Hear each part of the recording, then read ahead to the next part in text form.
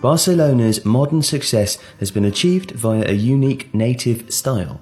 The primacy of attacking, possession-based football remains the club's hallmark and their most distinguishable characteristic. Barcelona have also become synonymous with academy production, developing players not just fit for first-team use, but who are also bred to perpetuate their on-field identity. La Masia, the club's youth academy, lies at its heart. Youth football at Barcelona can be traced back to 1901, when Luis Diosso created and captained the club's second team. A third and fourth team would also be added, and in 1918 the appetite for what La Masia would eventually become began to emerge. Joan Hagu, a member of Joan Gamper's board, promoted the need for further youth and children's teams. But La Masia's roots were really first visible in 1961, during the election of President Enrique Jaudet. Jaudet had won his mandate on a promise to create a residential youth academy with the aim of eventually building a side formed by boys trained in the style and discipline of the club. Laszlo Kubala, the great Hungarian forward and arguably the preeminent icon of the era, had temporarily retired from playing and was installed as the facility's head coach in 1961. But with Kubala promoted to coaching the first team within a few months, and Jaudet's Barcelona beset by crippling financial issues, in 1963 it closed due to financial restrictions. La Masia has come to represent Barcelona's academy at large, but the term, literally the farmhouse, refers to a building on part of the land acquired prior to Camp Nou's construction. What would eventually become home to aspiring young players began its second life as a logistical hub during the new stadium's construction. After work was completed, the building lay dormant until 1966 when, after renovations, it was repurposed as Barcelona's administrative headquarters. In its modern form, La Masia owes its existence partly to José Luis Núñez, club president between 1978 and 2000. On taking office, Núñez appointed a phalanx of coaches to direct the new facility. Jaume Amat, who was appointed head of youth football, Joan Villa, who would later become director of methodology and remain at the club until 2018, and Oriol Tort, one of the most famous talent spotters in the game's history. Amat proposed the creation of a residential home for young players who were based beyond commuting distance from the club, and Núñez, whose primary ambition was to establish Barcelona as a global sporting power, was receptive. With the club's headquarters resituated to new premises, La Masia Can de Planes was proposed as the centerpiece for the new project. It would evolve quickly.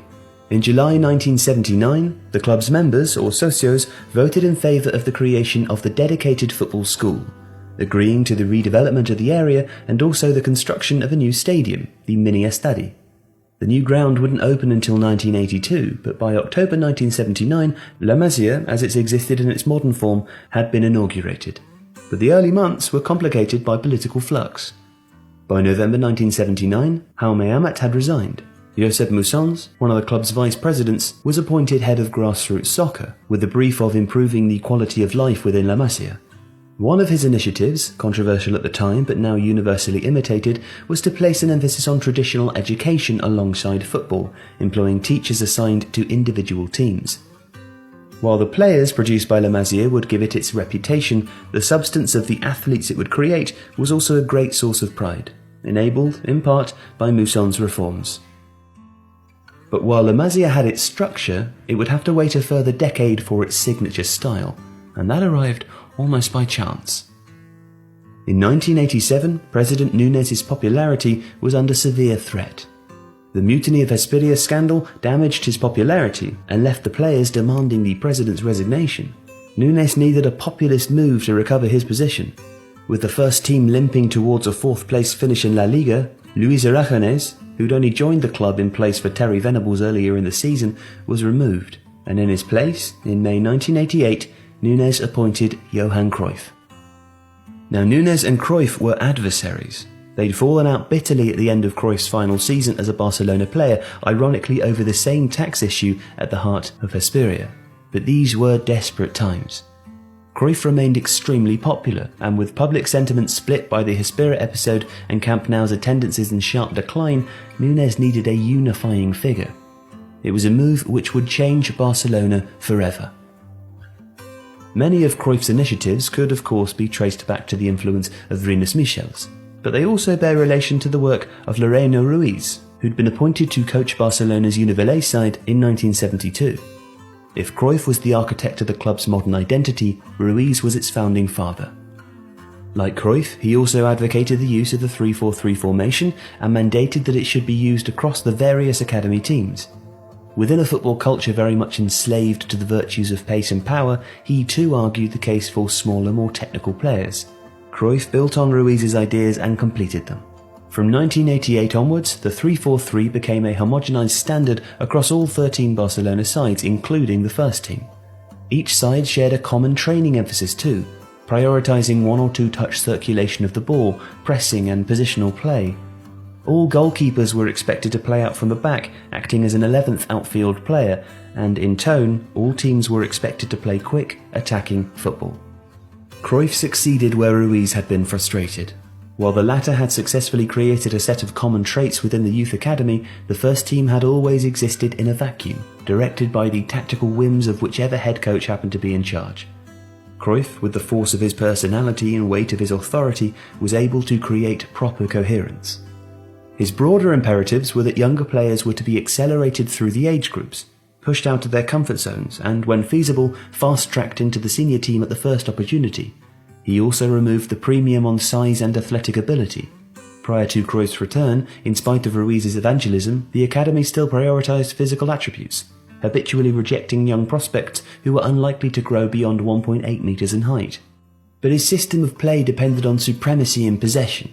It necessitated the creation of technically gifted players who could receive and distribute the ball accurately, and then use it to exploit the space that his football was designed to open. The intention was to create a conveyor belt of specifically skilled players who eventually would naturally assimilate into the first team. Now, creating viable talent is one issue. Having the conviction to use it at a club with Barcelona's expectations is quite another. Cruyff's willingness to promote from within helped to establish a precedent which lasts to this day.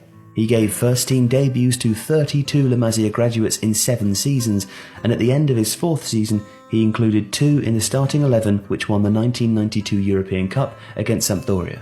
The right-back, Albert Ferrer, and the deep-lying midfielder who would eventually become the custodian of his work, Pep Guardiola. Guardiola would return to the club in 2007, by which time Barcelona had won the European Cup for the second time in their history, beating Arsenal 2-1 in Paris. Of Frank Rijkaard's starting 11 from that game, only 2 players, Victor Valdés and Carlos Puyol, were La Masia graduates. In each of Guardiola's Champions League wins, in 2009 and 2011, Barcelona would start with 7 homegrown players in his team. Guardiola had returned to the club as coach of Barcelona B in 2007, and on the recommendation of Cruyff, he would be promoted as Rijkaard's successor within a year. Guardiola changed the way talent was advanced.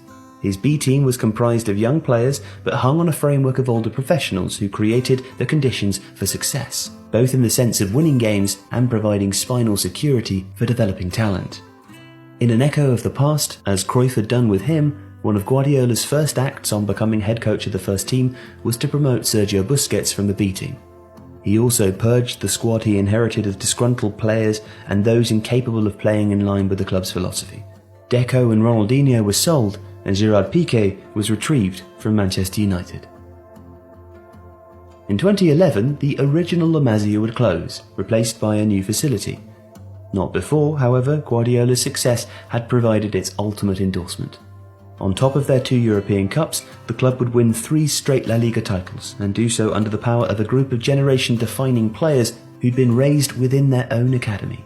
Piqué, Messi, Pedro and Fabregas, the fabled 1987 generation Andrés Iniesta, Xavi and Puyol, goalkeeper Victor Valdés, and of course Busquets.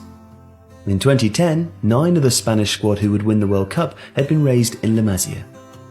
Later that year, in an endorsement which is unlikely to ever be repeated, the academy provided all 3 Ballon d'Or finalists, with Xavi, Iniesta and Messi comprising the final shortlist. Guardiola would leave the club in 2012, and it was under his successor, the late Tito Vilanova, that La Masia Circle would finally be completed. In a league game away at Levante, in a match Barcelona would win 4-0, Dani Alves was replaced in the first half by Martin Montoya. And, for the first time in their history, the club had 11 homegrown players on the pitch at the same time.